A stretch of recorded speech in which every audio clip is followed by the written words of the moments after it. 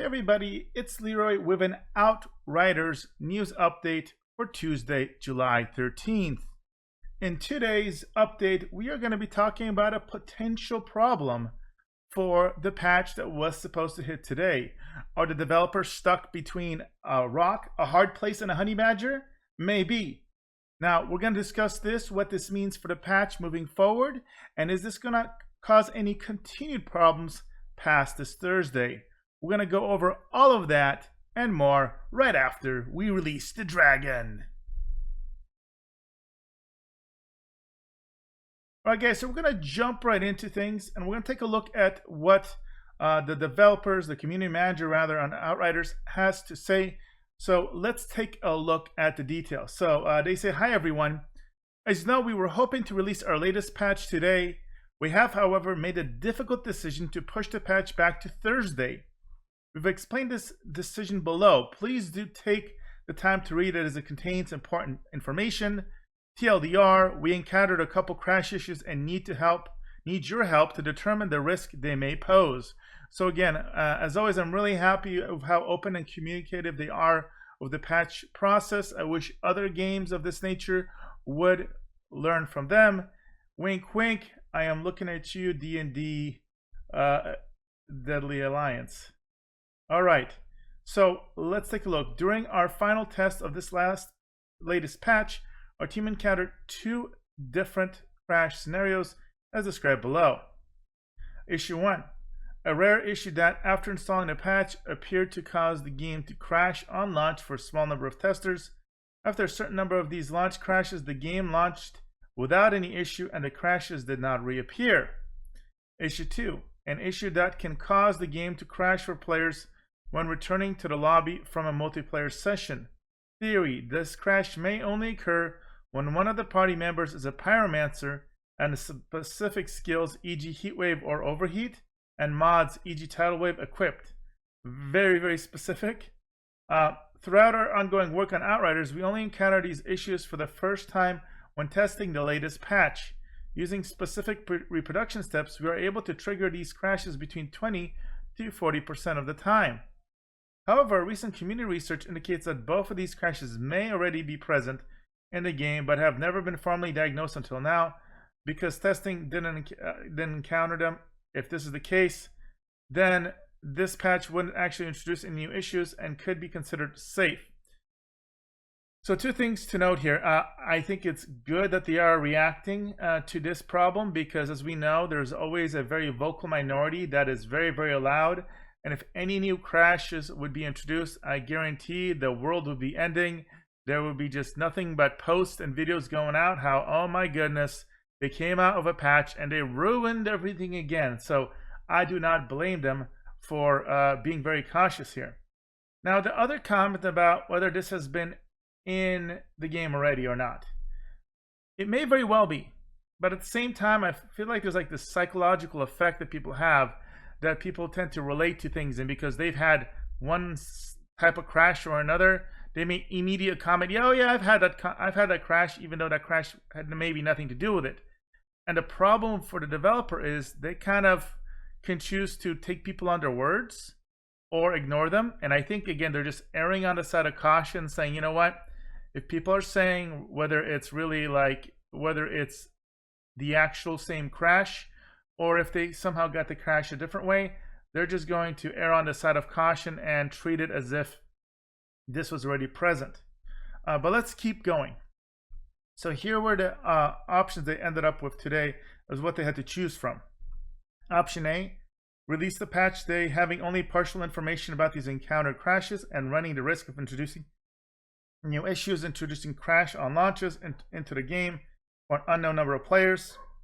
The fixes for the issues would be rolled into the next available patch once we've identified and resolved the root cause. The problem, again, based on kind of how often they release these patches, which tends to be every week and a half to 2 weeks.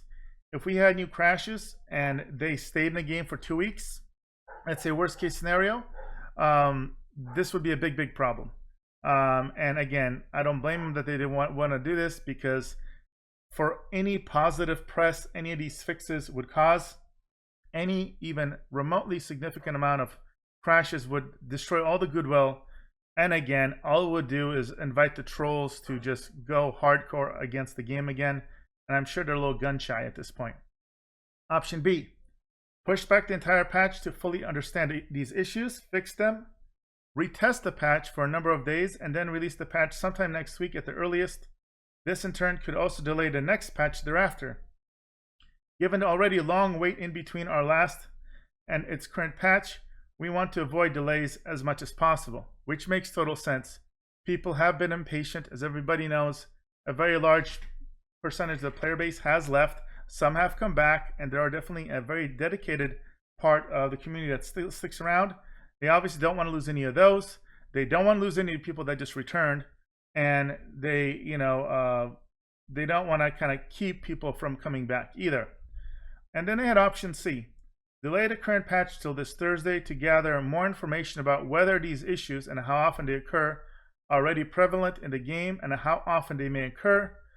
The fixes for these issues would be rolled into the next available patch once we've identified and resolved the root cause. So option C seems to be like, okay, get a little bit more info. They can still go nuclear option and delay things if they feel like, okay, this is just not worth the risk, or they can release it again on Thursday. And it seems like they are opting for option C, and they need our help to determine whether this is the best move to make. So please let us know in this thread if you feel that you have recently in the past few weeks encountered issue 1, crash and launch subreddit, or issue 2, crash on return to lobby subthread. As usual, the more information you can provide, the more likely it is that we'll be able to identify and resolve them. Now, I'd love to hear your guys in the comments below. Have you guys had any of the issues? I mean, I haven't. I know that I've had maybe 1 or 2 crashes in the last month or two, but nothing significant enough where it's like on a regular basis or that I can relate to either of these scenarios that they mentioned. But again, I would love to hear if you personally have experienced them in the comments below. And obviously, if you have had them, make sure that you go to subthreads and make your voices be heard. So what happens next? If we, alongside the community, are able to determine that both of these issues are already present in the game, we'll go ahead and aim to release the patch this Thursday. With community data about under which circumstances issues appear, will also be easier for us to identify and fix these issues in a future patch. Risk. It is possible that something within the patch has increased the frequency at which these crashes appear, but this will be very difficult to determine in the time we have. So the reality is that they only have so many internal testers. So one of the things, this is why, I mean, some people are shocked to hear this, but when you bring out a patch, and then instead of having, maybe a couple dozen people testing it internally, and you get thousands and thousands of people playing, all of a sudden, everybody is all these players are able to kind of inadvertently test different scenarios, different setups, and they're more likely to kind of proc these bugs, and hence they get reported and people get upset, etc. But at least it gets these to the people's attention. So they're basically saying, you know what, we're hoping to release it. It could cause these issues. They're kind of prepping us for it. Now, will this keep people from trolling and making videos and posts, being angry and saying they ruined the game? Of course not. But at least if it does happen, they're softening the blow, and they're saying, hey, what was the alternative? Just not release the patch for months or weeks? Well, at that point, I feel like if this patch got delayed for too long, there would be just as much hate for them not releasing the patch, not fixing the buffs. And again, I know not everybody, I'll say a good amount of my viewers were disappointed that this patch wasn't bringing the skill buffs. And this sounds like that's going to be the next patch. So if this gets delayed too much, that means that patch gets delayed, and people are waiting for the skill bounces even more. So again, as I mentioned earlier, I feel like they're stuck between a rock, a hard place, and a vicious honey badger. Pick your poison. And then let's see here. We appreciate that this isn't ideal and not what you want to hear today.